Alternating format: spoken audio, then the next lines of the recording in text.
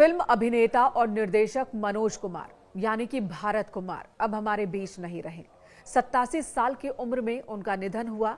मुंबई के कोकिलाबेन अस्पताल में उन्होंने अंतिम सांस ली। मनोज कुमार को हम भारत कुमार के नाम से भी जानते हैं और इसकी वजह यही है कि ज्यादातर फिल्मों में उन्होंने अपना नाम भारत कुमार रखा और इस तरह से वो भारत कुमार के रूप में प्रचलित हो गए। मनोज कुमार न सिर्फ भारतीय विषयों पर या देश प्रेम वाले सब्जेक्ट्स पर मूवी बनाते थे, बल्कि वो सच में भारत से प्रेम करते थे, एक राष्ट्रभक्त थे।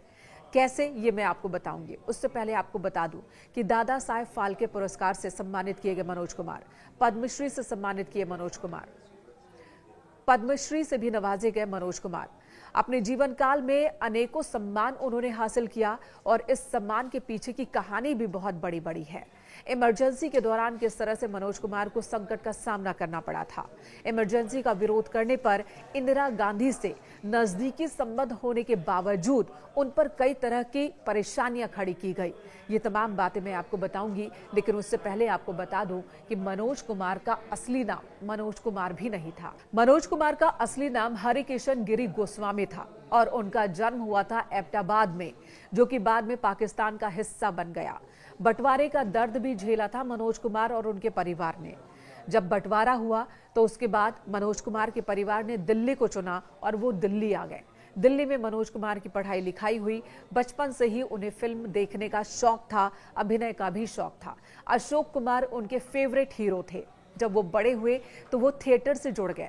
मनोज कुमार की कदकाठी ऐसी थी जो बहुत ही आकर्षक थी और यही वजह है कि अभिनय के क्षेत्र में, थिएटर में भी उन्हें खूब पसंद किया जाने लगा और यही शौक उन्हें दिल्ली से मुंबई लेकर गया। मुंबई में उन्होंने फिल्मों की शुरुआत की। हमेशा ही फैशन से दूर रहने वाले मनोज कुमार की पहली फिल्म का नाम फैशन ही था और उसके बाद उन्होंने एक के बाद एक कई फिल्मों में काम किया। धीरे धीरे उनका लगाव और उनका रुख देशभक्ति वाले फिल्मों की तरफ ज्यादा बढ़ गया।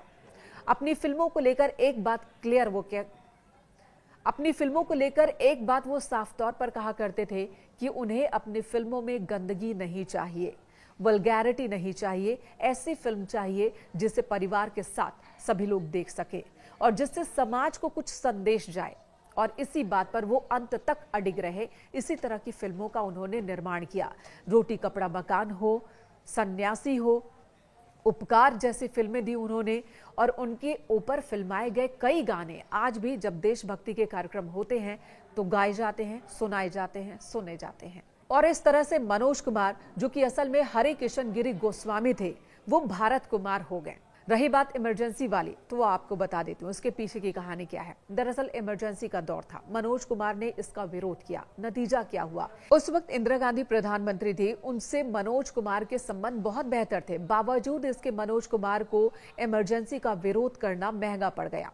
शोर मूवी को वो सिनेमा घरों में रिलीज करने वाले थे, इससे पहले ही दूरदर्शन पर रिलीज कर दिया गया, जिससे आर्थिक तौर पर मनोज कुमार को नुकसान हुआ।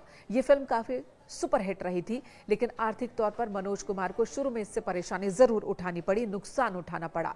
वहीं उनकी एक और फिल्म थी जिसे बैन कर दिया गया, 10 नंबरी। सूचना प्रसारण मंत्रालय ने इस फिल्म पर बैन लगा दिया और इस तरह से मनोज कुमार को काफी परेशान किया गया। एक और बात है इमरजेंसी से जुड़ी हुई ही।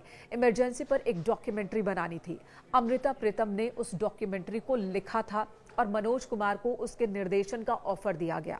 मनोज कुमार ने साफ साफ मना कर दिया। यानी कि तमाम तकलीफों के बावजूद मनोज कुमार ने इमरजेंसी पर बन रही डॉक्यूमेंट्री, जिसे अमृता प्रीतम ने लिखा था, जो कि सरकार की बहुत करीबी थी और उस डॉक्यूमेंट्री में इमरजेंसी की वकालत की गई थी, उसका निर्देशन करने से मनोज कुमार ने इनकार कर दिया था। और न सिर्फ इनकार किया था, बल्कि अमृता प्रीतम को उन्होंने डांटा भी था। डपटते हुए कहा था कि क्या एक लेखक के तौर पर आपने अपनी लेखनी से समझौता कर लिया है, सरकार से समझौता कर लिया है।